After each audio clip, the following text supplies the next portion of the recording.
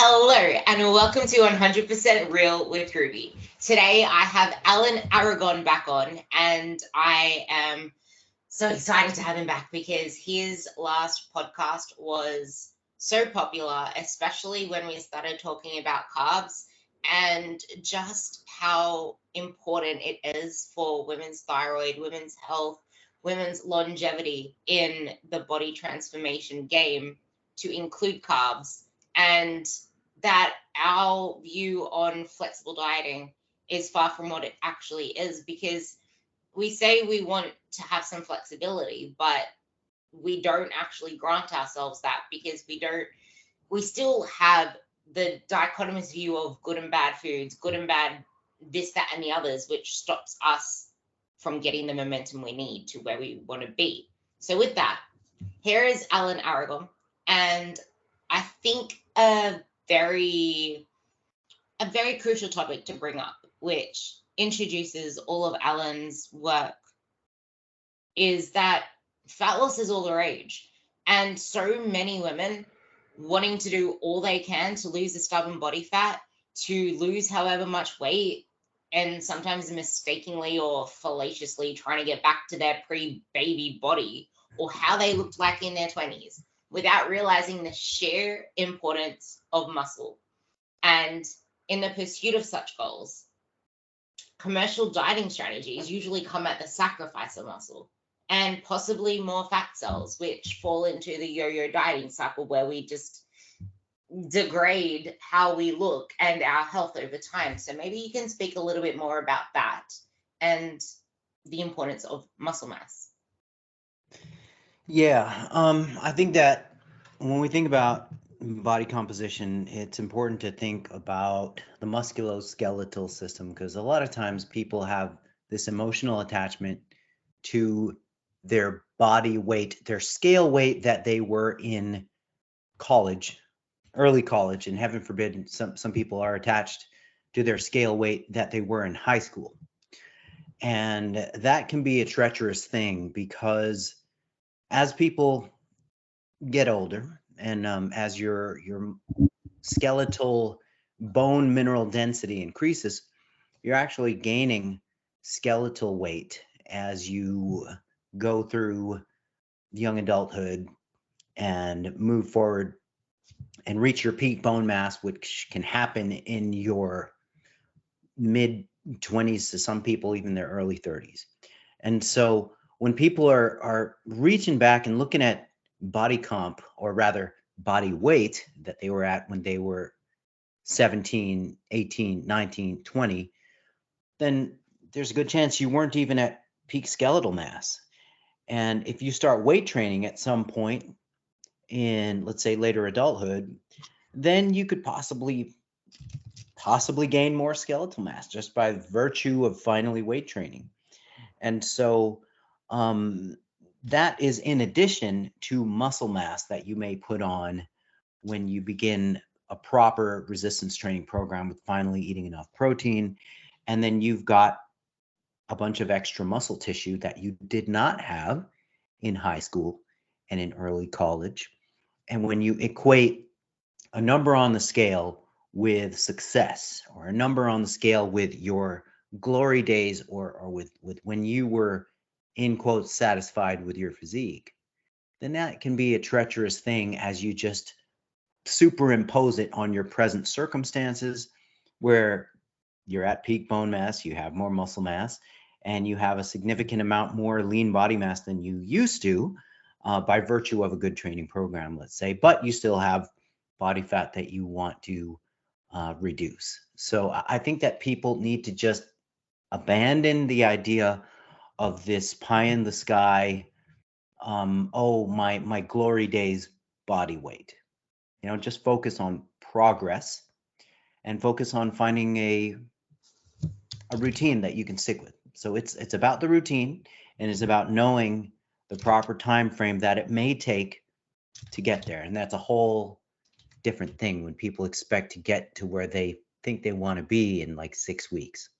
So Can we talk about the time frame it takes to actually build muscle versus lose body fat at a more cellular level? Because people seem to think they can just go on these mini bulks. They can just put a little bit of time into building muscle, and then, they forget the fact that that also comes with water weight, that also comes with glycogen, that also comes with the blood volume of pumping the muscles up. So then they feel like, I have a lot of muscle now. Let's try to shred it all off to see what I've actually built underneath. Lo and behold, it's been like 12 weeks of building quote unquote muscle, and we already know the general population isn't someone like, for example, Brandon DeCruz, who puts all of his perfectionism into just enhancing his physique. Like, we have real lives, and the way that we approach our goals is in the context of our responsibilities, all these other things that can make it more difficult for us to fit ourselves into the peg hole of a body comp athlete. So that time frame it takes to build muscle, let's speak a little bit more to that versus the fat loss part, and also why it's so important to use our 20s, our 30s to get ahead on the game before we enter the 40s, 50s, and onwards.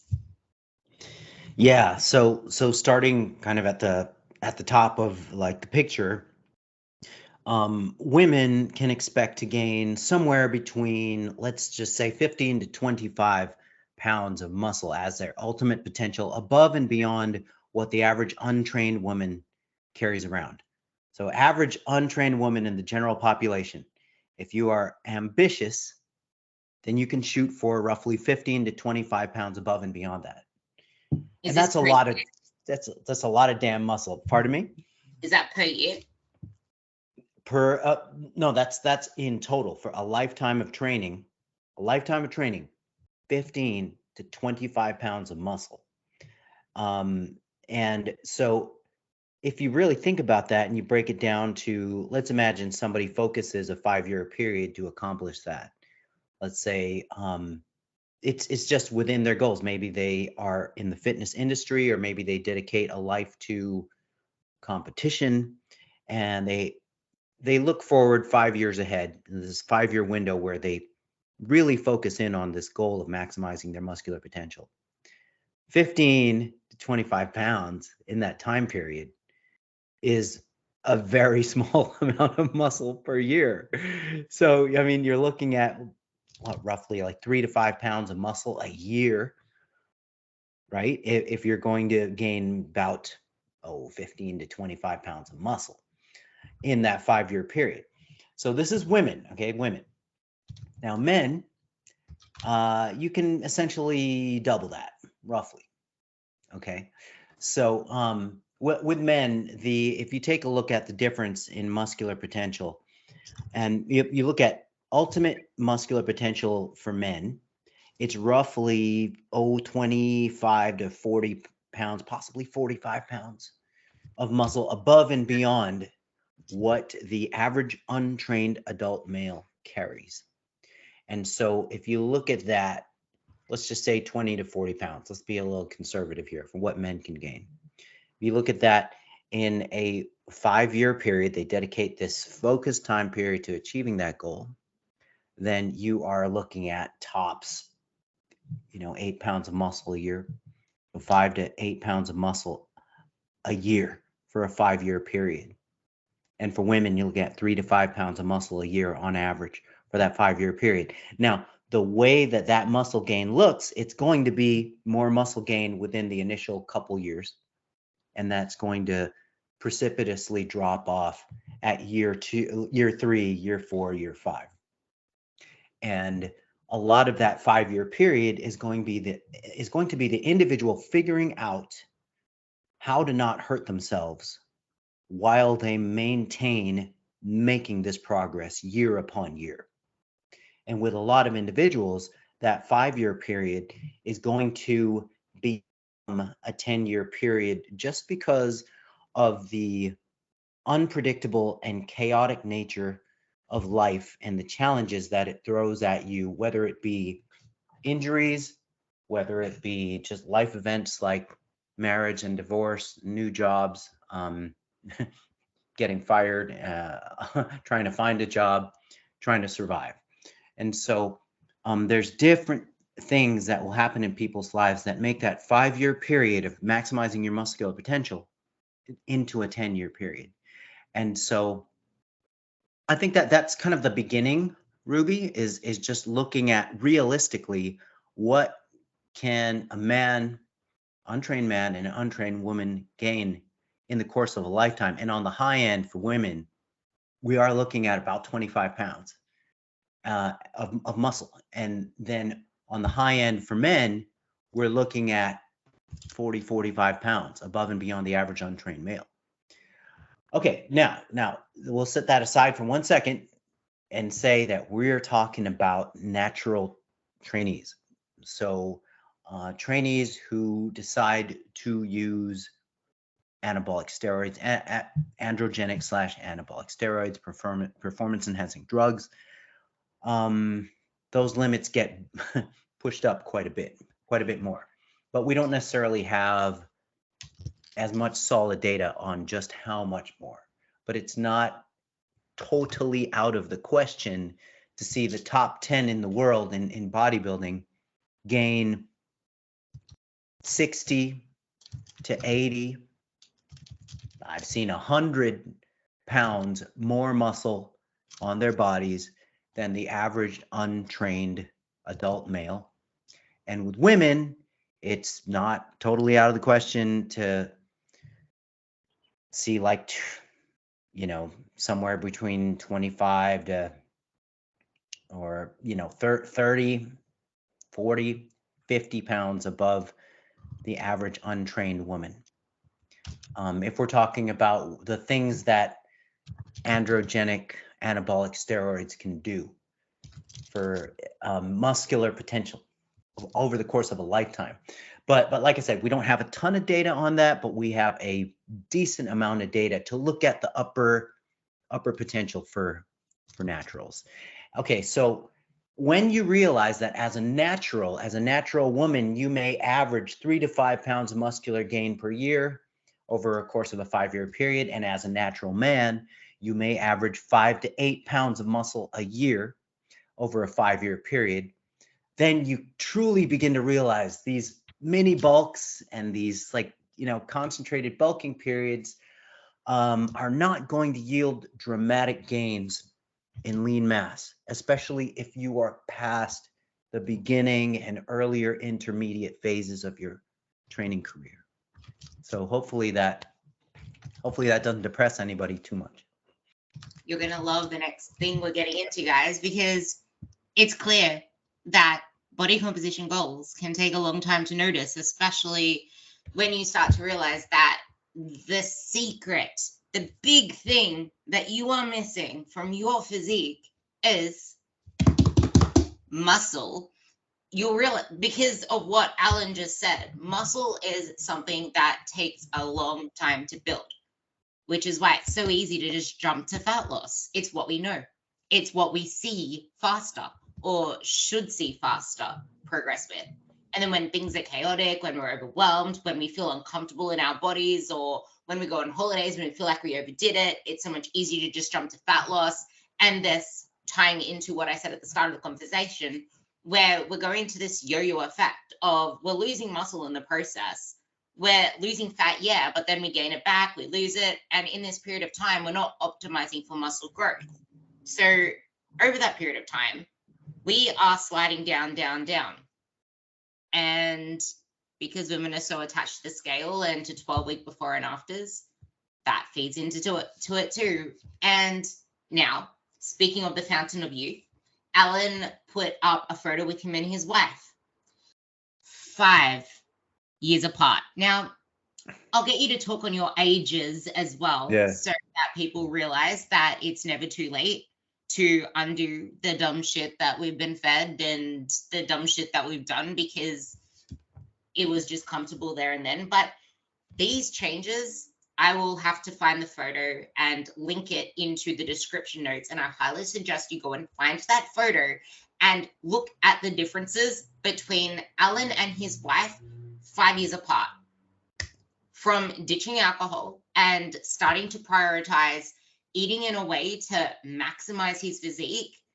I heard a quote the other day, and I think you'll like this. It's not actually anti-aging or reverse aging. They called it power aging. We need to accept the fact that we're aging, but it's power aging because you're getting stronger. You're building more muscle. You are adding more ammo to your bank. So maybe you can talk a little bit more about this because you have your famous Fountain of Youth infographic. Yeah.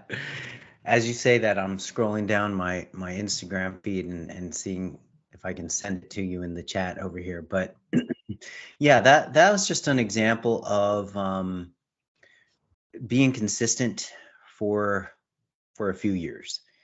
And I wasn't totally at my lowest potential. I was already roughly, I guess maybe halfway there. So with being completely untrained, and I've done the math on this on my personal potential, and this is based on the difference between the average untrained male's fat-free mass index, which is fat-free mass index is a calculation. It's an indicator of how much lean mass that you carry. And the way that you calculate fat-free mass index is you take your you figure out your weight in kilograms, and you find out how much of that weight is lean mass out of your total body weight. You take that number, the lean mass number, and you divide it by your height in meters squared. And so there's various online calculators you can search out to calculate fat-free mass index. But their average male, untrained in the general population, has a fat-free mass index of roughly 19.0. And I carry about 24 pounds above and beyond the average untrained male. Now, I'm talking about lean mass pounds. I carry roughly 24 pounds of lean mass above and beyond the average untrained male. So in the bigger picture, I am maybe halfway to my potential, or maybe 2/3 of the way to my potential. I have a whole other, 10, 12-ish pounds or so, 13, 14, 15, depending on how far I want to push it. But I have another like 12 to 15-ish pounds to go if I wanted to max out my muscular potential. But what happened, just like on an individual basis, you have to make sort of the calculation of how much am I willing to put in time and effort wise, and how does that impact my quality of life, and how does this whole goal fit into just my life in general. And so I personally am I'm happy with the amount of lean mass that I'm carrying. So I'm trying to actually remember what on earth my fat-free mass index is, like 22.7, I believe it is. 22.7, and the fat-free mass index of average untrained male is 19.0. And the upper end of natural in the vast majority of the population, fat-free mass index is going to be about 25. So yeah, that's kind of what's up with that. And in that 5-year period that you're talking about with that picture, you're looking at roughly I want to say a 10 pound gain or so in lean mass. Wait, what did you say? Did you say you just gained weight? Lean mass.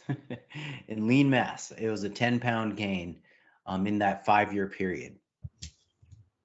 So yeah. Can we just hop on the fact that muscle weighs something? And I want to keep coming back to this because the scale is what holds so many women back. You need to allow yourself. Like, this isn't saying that if you have a lot of weight to lose, that it means you're going to gain more weight. It doesn't mean that. But in the context of things, you need to realize that muscle has weight too. And lean mass is more than just muscle, but it's the end goal of that lean physique. Like, check the photos of Alan and his wife. Yes, that's right. That's right. It's a long and grueling process. And let me just say that this is like a case like mine. I'm like a casual natty. That's what I am. I'm not even dead serious natty. You know what I mean? So I'm a lot looser with my programming and my lifestyle and the amount of time and effort I put into reaching physical goals. Because in my mind, I have I have kind of a, forever. I have until, I don't know, roughly till I'm maybe 60 to hit my ultimate potential of how much muscle I'm going to care to put on. And if I'm 60 years old and I'm still wanting to put on muscle, well then, God bless me, because wow, I really do. I really do care about this stuff. I don't imagine myself giving it nearly as much of a damn at 60 and onward about nitpicking about physique than I do right now at 51. But who knows? Maybe I will. I don't know. I don't know, but I know that as Father Time catches up with you and begins to get more power shots in on you, I know that the window of opportunity to put on muscle definitely progressively starts closing. But I also want to say that, interestingly, I'm stronger now, and I'm carrying more muscle mass now than I have in my optimal years. My second and third decade of life. So physical, athletic optimality kind of happens between the second and third decade of life.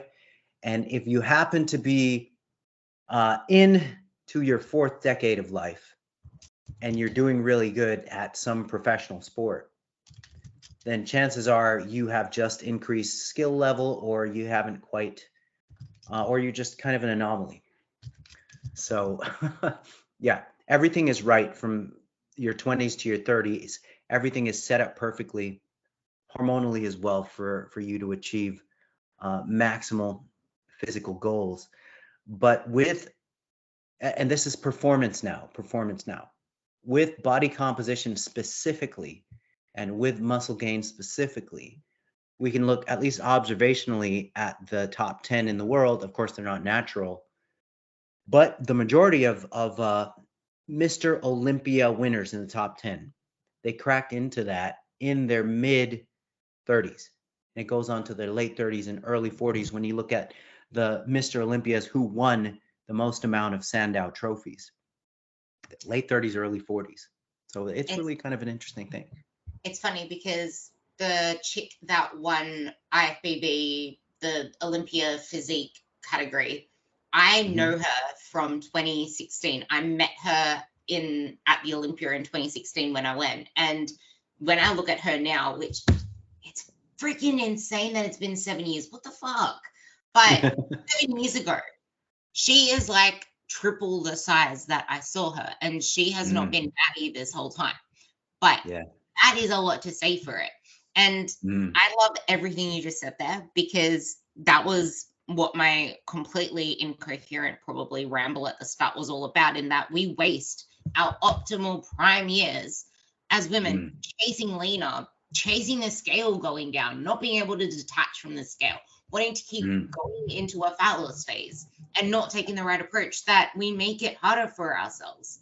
But like, I would say that what Alan did is what most women truly want, to fit it into their lifestyle, to be a casual, as you call it, not a hardcore. Like, we think we want to be hardcore until we realize that we can't sustain it, that life keeps throwing us off, that we keep falling on and off, that weekends keep doing this. And then you feel most out of touch when your values and your behaviors are incongruent.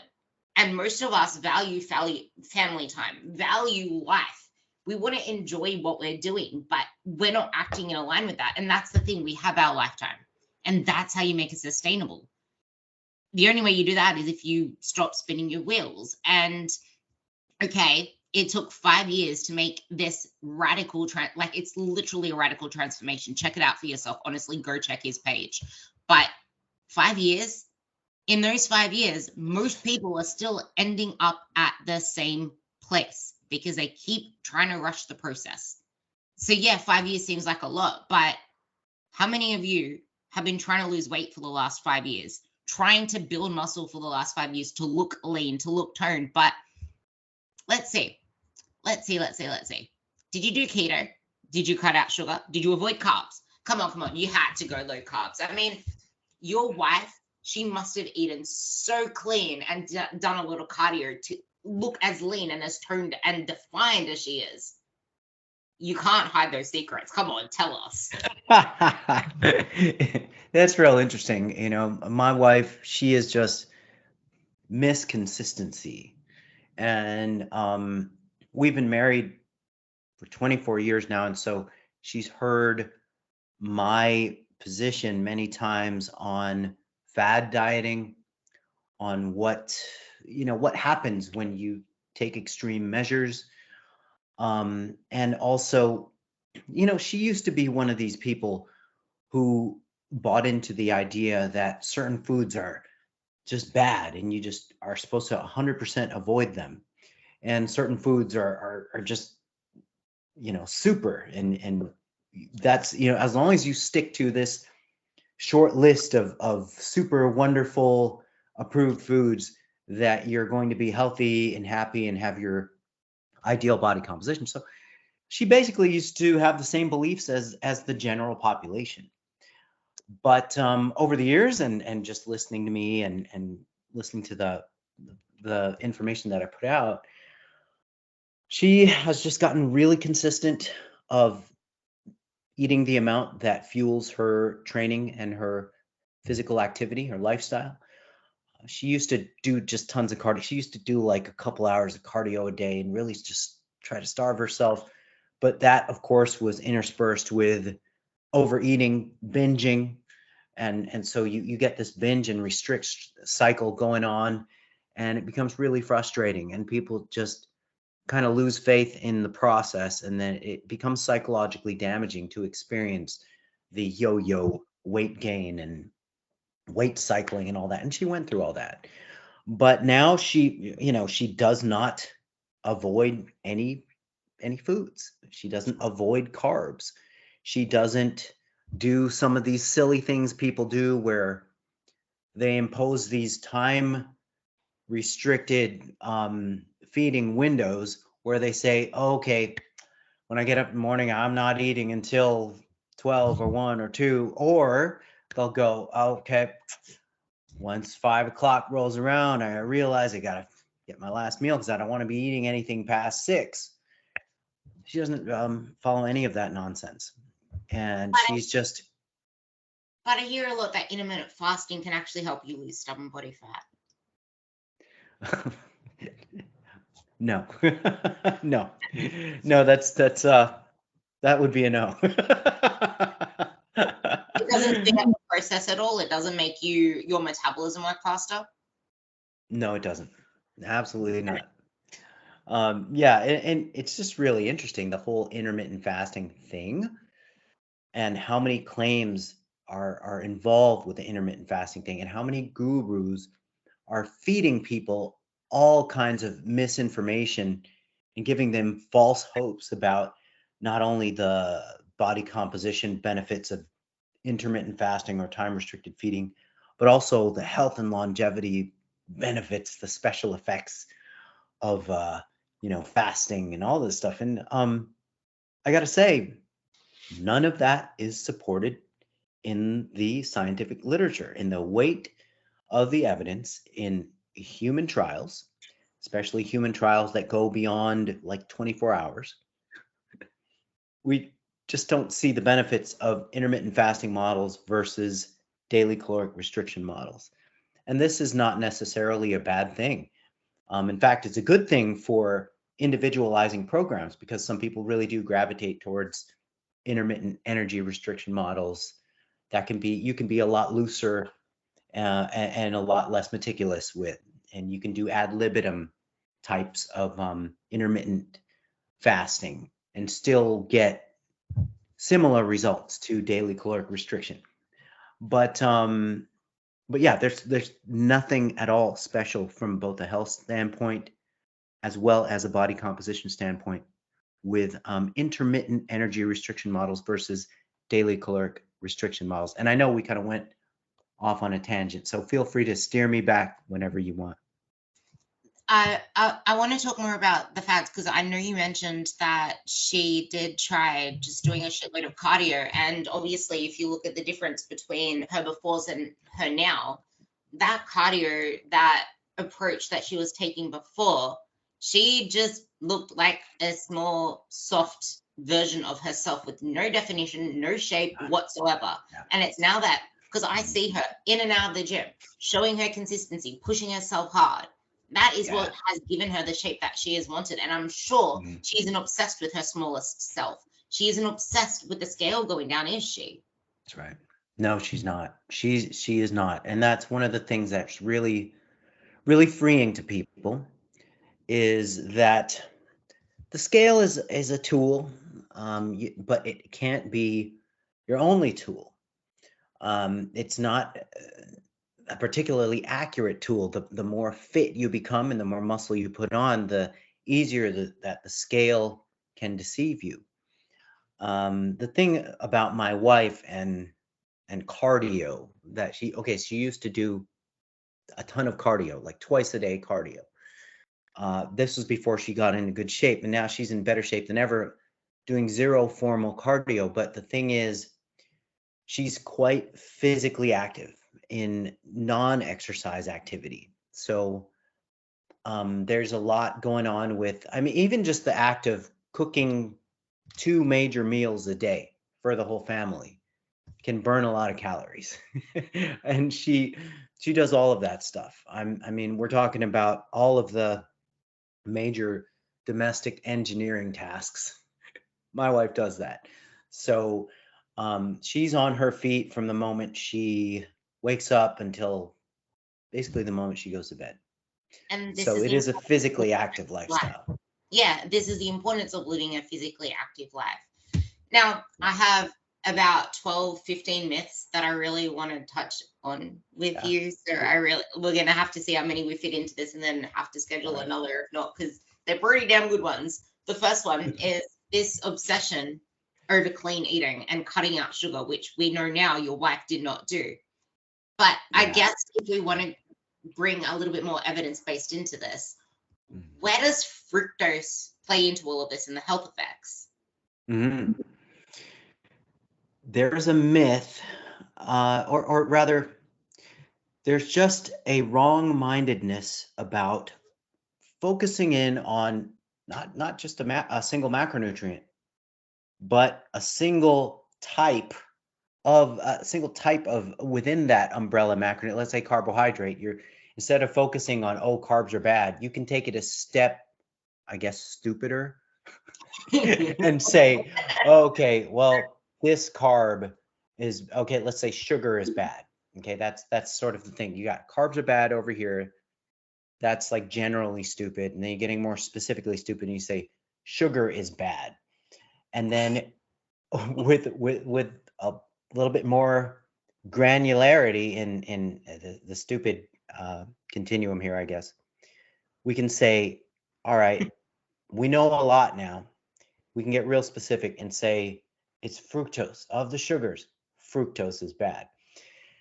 And so what you've done is you've taken your mind and shrunk it into this reductionistic mode of thinking, where you're really zeroing in on a single tree within the forest. And so fructose, for those people who are really in the weeds with it, they just start regurgitating fructose metabolism, how it's different from glucose metabolism, because the liver processes it, and it's not the muscles, it's the liver. And then when that happens, then you spit out all these harmful metabolic byproducts that accumulate in the blood and raise your uric acid, and then increase your insulin resistance and all of this stuff.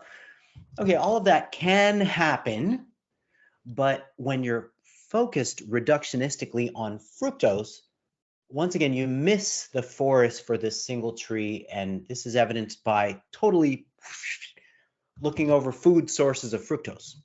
Okay, so the vehicle of fructose makes all the difference in the world. So you take a 12-year-old kid who's chugging down liters, like 2-liter bottles of Mountain Dew and Sunny Delight and Coke and whatever else, just sugar sweetened beverages. He's just chugging it while he's playing video games. Okay, that's one way to take in fructose. Another way to consume fructose is by chomping on an apple, a fresh fruit, having an orange or whatever. Both of those foods have fructose, but one of them has substantially less fructose, and one of them is nutrient dense and calorie sparse, while the other one is nutrient sparse, calorie dense, and it's a much more potent delivery vehicle for an excess caloric intake by the end of the day. So you have two completely different animals that you're looking at when you're looking at fresh fruit versus sugar sweetened beverages and soft drinks that people just indiscriminately swill down on an unconscious basis. So two different animals we're looking at with respect to fructose. Speaking of fruit, knowing that we can have flexibility within our diet, can we emphasize the importance of micronutrition and ensuring we hit all our bases first for health, body composition, and performance? Yes, yeah, totally. I mean, you can kill all those birds with one stone, really, and it happens by making sure that your carbohydrate sources, generally speaking, are mostly whole and minimally refined sources. We can nitpick about whether or not cereal grains are refined and to what degree, but then we'd have to look at the individual sources and see what the evidence base is behind that stuff. But generally speaking, fresh fruit has a really good track record in the human trial literature for showing positive effects on both health and body composition, including the control of gains in body fat mass and the reduction in body fat mass. And so blaming fructose per se is being overly reductionistic and missing the forest for the trees. So that is really the fructose story. And here's the thing, if I can go into a little rabbit hole here. I'm not saying that nobody can ever have a soft drink in their life. And I'm certainly not even beginning to talk about athletes who benefit from intra-workout sugar consumption, intra-workout carbohydrate consumption in the competitive endurance context. So if you prevent those athletes from consuming sugar in any quantity, you're going to really screw up their competitive goals. So everything has to be spoken of in terms of context and dose, of course. But if we're just talking about body composition and health, then fresh fruit benefits both of those things and does so consistently in the scientific literature, despite the fact that they're a fructose source. Yeah, and going back to what you said about the liver processing fruit, alcohol also is processed in the liver, yet people gulp down their cocktails while demonizing artificial sweeteners and friggin' fruit, and it just does my head in. Or they promote their BCAAs and other bullshit that's full of artificial sugars. But if you have a Diet Coke, oh no, it's the end of the world, you're about to get cancer. Ridiculous. I just had to put that out there. So that's a great point. That's a good point. It's ridiculous. So here we go. Yeah. Oh, exactly. When something is more emotionally charged, which is you love your alcohol, you're not going to let it go, but you want to just separate the rest because you just fit on the Chinese whispers. But getting in your base fruit and veg, I like 800 grams, honestly, as a total, because that ticks all the boxes. Get in your whole grains, your whole food, your protein, and then you can add in a small percentage of your fine foods in there. That is how you allow yourself to stay on track without needing to cheat on things and sneak in chocolates. So this leads us into the next part, which is Yes. we can train our taste buds to stop craving such highly palatable foods. And I remember, I don't know where I saw this, but I remember reading research ages ago about a study that showed that just putting yourself, which is really freaking hard to force yourself through for a couple of weeks, but putting yourself into a mostly whole food diet and reducing all those highly palatable foods can adjust your taste buds to then start finding vegetables and fruits incredibly sweet, which is something that you were like petrified by before. Maybe you can talk a little bit more about that to people who say they have a sugar addiction. Yeah, right. So I'm first going to say that with most programs, you can allot 10% of your total calories to come from really anything you want.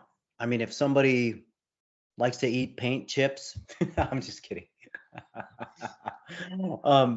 If some, like alcoholic beverages, soft drinks, candy, desserts, crap, just like junk food, 10% of total calories is fair game. Even 20% of total calories is fair game, because then you have 80 to 90% of your dietary calories coming from the wholesome stuff, the in quotes, the clean stuff.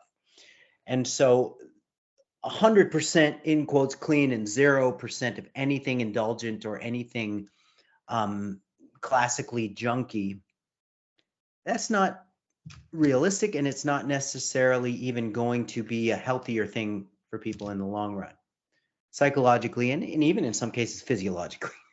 So I am a big proponent of allowing 10 to 20% of total calories to come from YOLO foods, ice cream, cookies, alcohol for those who are willing to shoulder the risks there, all that stuff. And certainly 10% for most people is truly not a big deal when you're looking at on the very low end, like 150, 160 calories, to like 200, 250 calories or so coming from anything you want that's not going to harm most dietary plans. And once again, up to 20% of total calories coming from honestly whatever is fine. Now, to your specific question about the way that we can reprogram or recondition our craving patterns, yes, it's true. And yes, there is a consistency of research showing that if you eat a certain way for a period of time, a period of weeks, then, for example, if you were somebody who chronically ate a lot of junk foods, a lot of ultra processed, hyper palatable foods, and you just nix them for 8 to 12 weeks. In the literature, it has been shown that cravings for those foods actually go down over the time period that you don't have them in the diet. I want to mention a couple of caveats with this literature.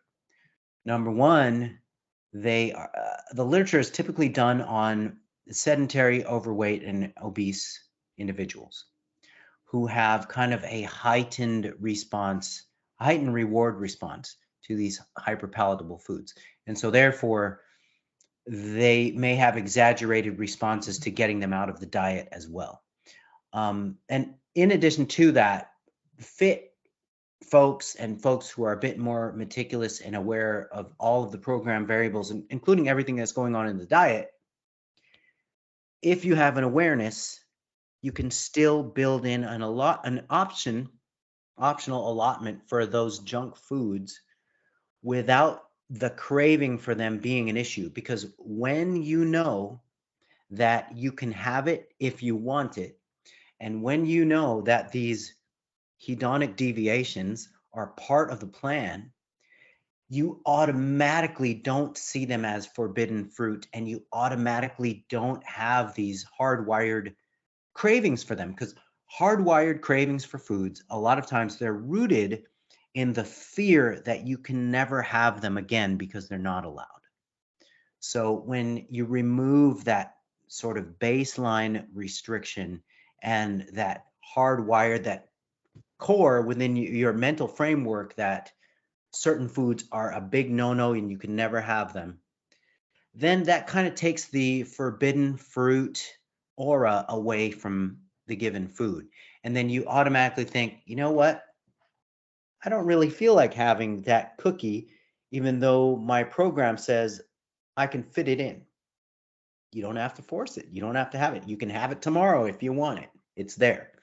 And so there's an interesting thing that goes on psychologically when you really learn and own the reality that if you want to have some ice cream every day of your life, you can do that and you can live a long, healthy life with the body composition you want with that daily ice cream if you want, as long as it's not the whole box of it. So yeah, there's kind of a I lot this going in on there. particular because I really love this part in particular if people can really listen to it, because I have seen this a lot in my girls, in that they usually feel like they're addicted to these highly palatable foods, they're addicted to sugars. But once you start to focus more on having a wholesome diet, adding whey in, like outdoing the ratio of whole foods to the sweetened beverages, to the sweetened foods, to the highly palatable foods, making 95% of your intake whole foods for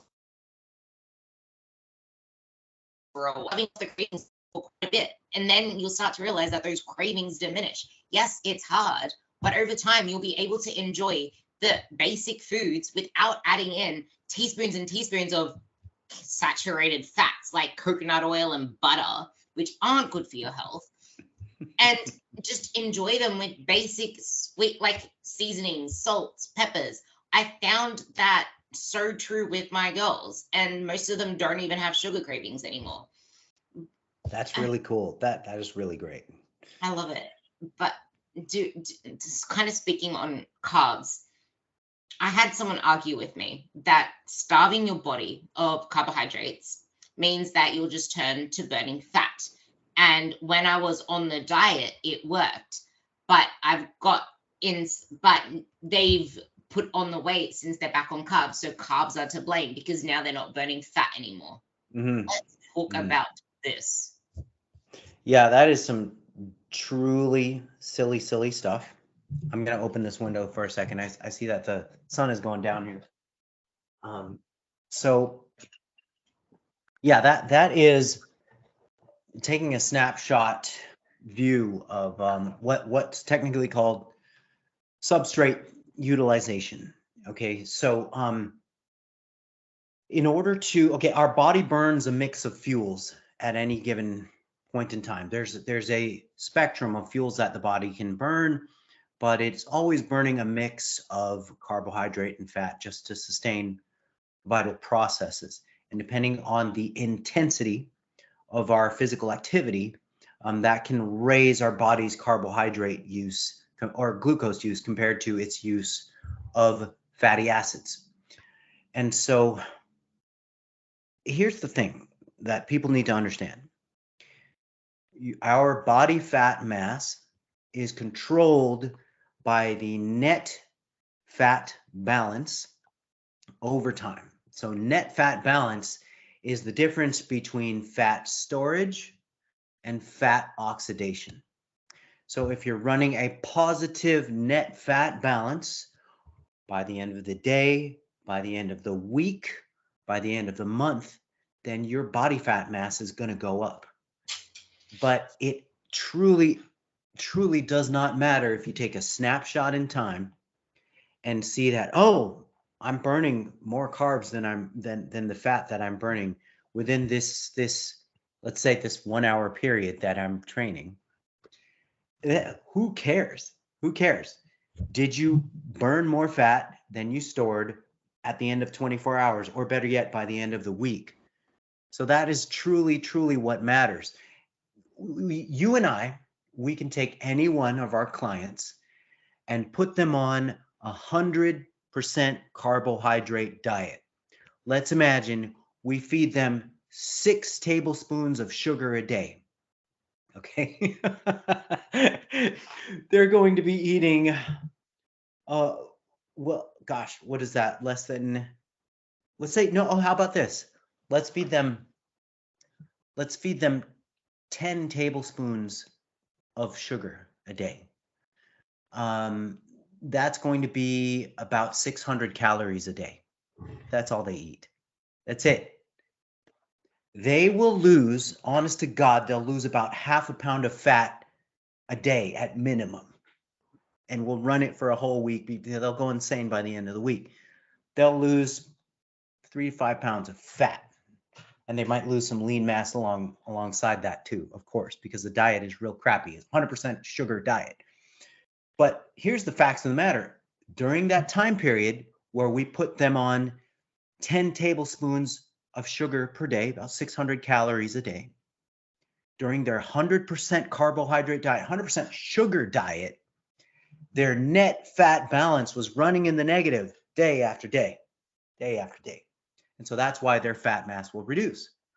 So when people focus on substrate utilization acutely within short snapshots of time, they're missing the big picture. And it's totally wrong to think, oh, okay, I spiked my blood sugar or I'm burning sugar right now.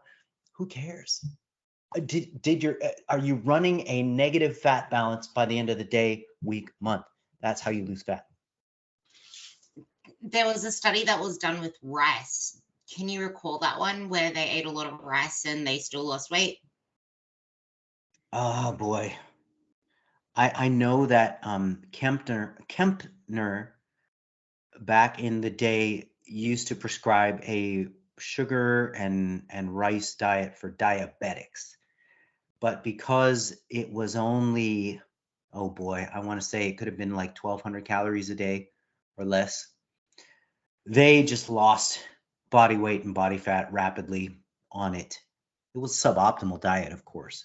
But even diabetics, put them on a 100% carbohydrate diet, but make that diet sub 1,000 calories, you're going to be at an aggressive calorie deficit. You're going to be losing weight and you're going to be losing body fat. So I can see that. Oh, yeah. Rewind. Did you say diabetics? Those who are insulin resistant or have insulin sensitivity issues, they were eating carbs and losing weight? What? It's Kempner's rice diet. Kempner, I believe, was the practitioner. And he had this thing about rice. He had a thing for it. And he put diabetics on a hypocaloric diet composed of mainly rice. And it alleviated their dysglycemia. It just stripped body fat and body weight from them. But of course, it was an aggressive hypocaloric condition that they were sustaining. And that was the key. So it's not carbs we need to avoid. And I guess we don't have to worry about the glucose goddess with oats. And we don't have to worry about eating foods in a specific order to prevent insulin making us fat. Hell no, you don't. Hell no, you don't. Postprandial glycemia, in other words, the post-meal glycemic response, is another one of those forest for the trees things. I mean, people with a continuous glucose monitor, they're taking a look at how high their blood sugar goes up after each meal, and they're judging the healthfulness of that meal on their postprandial glucose response. Okay, I can see that potentially being useful if somebody suspects that they may have prediabetes or full-blown type 2 diabetes. And if they're seeing blood sugar go significantly above 140, 150, 160 milligrams per deciliter, then maybe something to be a little bit concerned about. However, even in those cases, you cannot judge the health effect of a diet based merely on postprandial glycemic response.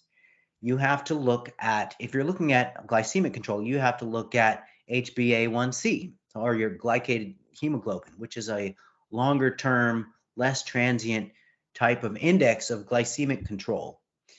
But you know, honestly, beyond that, and this is kind of hilarious, Ruby. I saw this video on Instagram, somebody tagged me, of a woman who ate some oatmeal and saw her blood glucose shoot up to 150 milligrams per deciliter. And of course, she was alarmed because, you know, the mantra is, hey, oatmeal for breakfast is healthy. but then she shoots her blood glucose all the way up to 150 with an oatmeal serving. Well, taking a closer look at the video, she ate a full cup, dry weight of oats. And I'm thinking, dude, I weigh $180, and when I consume oatmeal, it's a half a cup of oatmeal with a scoop and a half of protein powder and some milk and some peanut butter. I'm not taking a whole cup of oats and then, watering it down with something and then making oatmeal out of it and ending up eating almost 2 cups of freaking oatmeal. She was eating 103 grams of carbs in one sitting as a small, as a sort of a smaller sized individual. Most people are not going to eat 100 grams of carbs in a meal anyway, if they're consciously trying to restrict here and there for either health purposes or for body composition purposes. So pretty much anybody can eat a crap load of carbs in a single sitting, whether it's oatmeal or whether it's some other less offensive carb source, and see their blood sugar spike up. But the question becomes, who gives a crap? Who really gives a crap? What does the rest of your diet look like? Are you consuming a high diet quality across the range of foods in your diet? What's going on with the trajectory of your body composition? Are you properly fueling your physical activity? And is everything moving in the right direction? Like, focusing on postprandial glucose spikes is one of the most useless possible endeavors that people can make. And you can build a case for certain subsets of the population doing that, but it's a really, really, it's an exercise in neurotic micromanagement for the vast, vast majority of the general public. Yeah, I think that, just reiterating this whole blood glucose thing before we end the podcast and just make this the book end, but this also feeds into those of you who have polycystic ovary syndrome, who think that your insulin resistance is why you can't eat carbs to lose weight, when that's probably one of the, like, it's not, we were saying this before, and we said it in our last podcast. I highly suggest you go and listen to it, 254. It's not about the carbs, but the type of carbs. And yes, okay, like Alan said, he doesn't eat oats alone. We don't eat foods by themselves most of the time. And the thing with oats is he was having it with fats. That doesn't raise your insulin levels, and that kind of triggers it out. And he was having it with protein. Now, yes, protein actually spikes your insulin a lot as well. It's just that it also triggers this thing called glucagon, which helps draw it back into the cell, so it's more transient versus acute. But in the end, it doesn't really matter anyway if you are a healthy person and you move your butt a lot, which, coming back to the whole theme of this, living an active lifestyle, seeing this in terms of decades and years, not in terms of weeks and months, is the best way to get to where you want to be. Anything to add to that part? Oh, no, that was beautiful. That was eloquent and beautiful. I love what you're doing in the space, Ruby, and I love that your voice of reason is getting out to the masses. So it's really wonderful to see, actually. That's what I wanted to add. Thank you. We were going to touch on how having a slow metabolism and dieting, slowing your metabolism, quote unquote, is not the reason you're not losing fat, but we will have to save that for next time. I hope that you guys got a lot out of this. I'm going to link that image below. I found the image. I had it saved somewhere and I just found it. So that's going to be linked below. I'm going to have the flexible dieting book that Alan wrote down below as well. I might put the protein one in there too, actually. I'll put the protein one in there as well, and his Instagram. Is there anything else that you want to talk about? Anything else that you want to plug? No, I just want to emphasize my research review, my monthly research review, which is industry professionals really rave over it, and people who are kind of into the weeds and they're highly interested in the details. They enjoy it. It's funny. I have a interesting amount of attorneys and engineers who are subscribed to my monthly research review. But I think that everybody can benefit from checking it out. But yeah, that would be it. And oh, I did send you a link to that picture. I'm wondering if we're thinking of the same picture. I sent it in the chat. But yeah, so make sure you grab that before we X out. But yeah, I just want to thank your audience, Ruby, for tuning into this. I think that unfortunately, you know, we serve such a small niche, and when people really don't make these grandiose claims and really try to sensationalize stuff, I feel like we fly under the radar. So I think it's great that there is an audience who has found folks like myself and you. And I think we need to give them a pat on the back. So thank you all for tuning into this. I would say tune into more things like this versus the Facebook groups that fear you out of everything, including carbs, because people like Alan do the hard work of the research and breaking it down for people like me as coaches to then break it down further into words that you guys understand. So if you have any questions, reach out to either of us. We have episode 254. I'll link that below as well and make a note to do so. We have episode 254, which talks more on carbs, talks more on flexible dieting and how to actually create the best fat loss approach, especially as we enter the new year. That is going to be a really important episode for you to get onto. If you gained anything from this, share it, tag us. I'm going to be trying to get a few great clips from this and putting it onto my Instagram, which Alan will be tagged in as well to collaborate. Yeah, but yes. If there's anything else, let us know. And I hope that gives you some hope that it's never too late, that Alan and his wife, they're not 32 trying to still build muscle. They are in their later years of life, and they still made amazing transformation in those 5 years. It's just we're both 51. Both of us are 51. There we go. So you can still make changes in your 50s. If anyone tells you otherwise, block, delete, don't let that toxic shit take up your newsfeed, because that's honestly the biggest thing. It's believing you can, and thinking that you have so far to go is what leaves you going back to the shortcuts that keep you stuck in exactly the same place 5 years later, instead of seeing the amazing changes that Alan's wife saw. Especially, like, if you look at her, it's like, wow. And you might think she must have just done fat loss for that because she looks so much leaner. But that is the magic. Like I said, the secret you're missing is muscle. So with that, Absolutely. thank you for everything. And Alan will have all his links down below. If there's anything else, let us know. And that's pretty good, wasn't it, Alan? Super duper amazing. Loved it. Enjoyed it. And I always appreciate you. Thank you for listening, and you will catch me on the next podcast. Don't forget to give this a 5-star rating.